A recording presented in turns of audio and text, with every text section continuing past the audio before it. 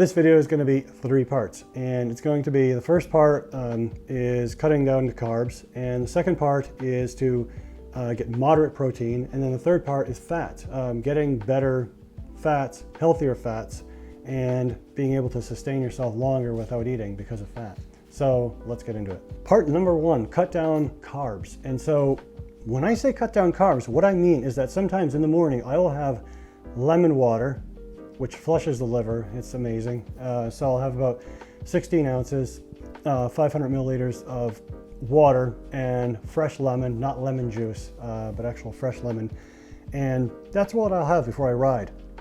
And then I'll do a 25-mile, 30-mile ride or something like that. If I'm doing a little longer ride, I will step it up to have like eggs or hummus or something like that. The foods that you can eat, there are a lot of really cool options because there are a lot of wonderful keto-friendly fruits. Okay, for example, blackberries. The blackberries are on keto-friendly. I mean, these blackberries are something that I eat a lot of. I'll take these and I'll put these into a shake, and then I'll drop a whole lemon in there with the blackberries, and that's keto-friendly, right? Raspberries, same thing. I'll do lemon and raspberries. I'll just take these raspberries, I'll have them with peanut butter, with nuts, with egg, with hummus. Those are great. So, all the grains and the cereals and things like that, the carbs, they give you hunger fits. And so, I mean, I really am not one of those people that carbs up, as I said, because I like to have my energy from fat. I don't like my energy to be from sugar. One of the things that I'll do is I'll do a grain-free Italian sausage pizza with the almond flour crust. Okay, so that is amazing. Cauliflower crust with the pizza. That's amazing too. And let's not forget about the vegetables. A lot of people, including me, by the way, don't really like vegetables.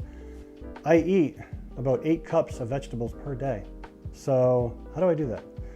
I'm not chewing, I'm not a rabbit. What I do is I blend them. So with these vegetables, they provide potassium, and so vegetables, they regulate sugar through the potassium. Potassium relaxes the muscles. What I have found over the decades that I've been doing the keto diet is that you're not even going to be tempted with the junk foods and with the things that you used to eat before. And Fig Newtons and chips and dips and fake stuff that's not organic, whatever. The brain is smart, and the brain's going to tell you, hey, don't eat that. All right, let's talk about part number 2, which is moderate protein. And I say moderate protein because a lot of people eat way too much protein. They'll eat a huge slab of steak, or they'll have 50 pieces of sushi, something ridiculous. Yeah, we do these 80-mile rides, 100-mile rides, and you want to eat like this much, absolutely. But you have too much protein, it becomes filler food. You want to leverage your food. How do you do that? Well, let's get back to the shake, okay? The shake, the blender, you put a bunch of gnarly vegetables in the blender that you would not eat. You wouldn't sit there and just, eat arugula and parsley and kale and beets, raw beets, and the celery and the spinach and all this other stuff.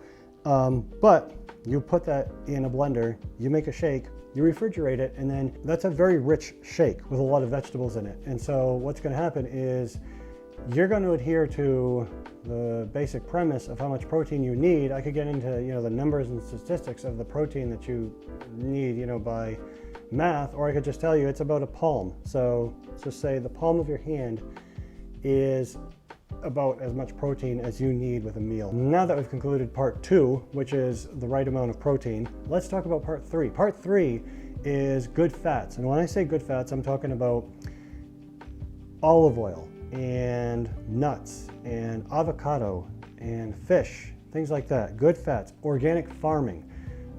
Think about your local farm. Think about farm animals that are raised humanely and in green pastures under sunshine, and eating natural foods and things like that.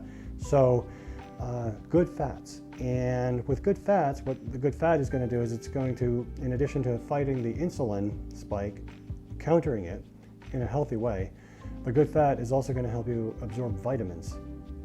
Good fat is also going to allow you to sustain not eating for a long time. So we eat because it's like a dopamine fix, so when we snack on something sweet, when we're stressed out. I get it. And the thing about that is, don't eat until you feel hungry, okay? Don't eat because, it's time to eat, or because you have some tension, and you need some mental release, and you want to eat. Don't eat because of that. You're going to feel a lot better by intermittent fasting. And so, but a good meal with good fats is going to basically allow you to go a much longer period of time without eating than a meal that's like rich in a bunch of carbs and sugar. You spike your insulin, then you have, sugar crash. So with this fat, you can go quite a long time without eating, and you can do rides. I do rides in the morning where I don't eat at all because I had a really good meal the night before at like 5 or 6 p.m. Oils to avoid, of course, are soy, safflower, corn oil, things like that, seed oils in general. In fact, here's a list of oils that you can avoid.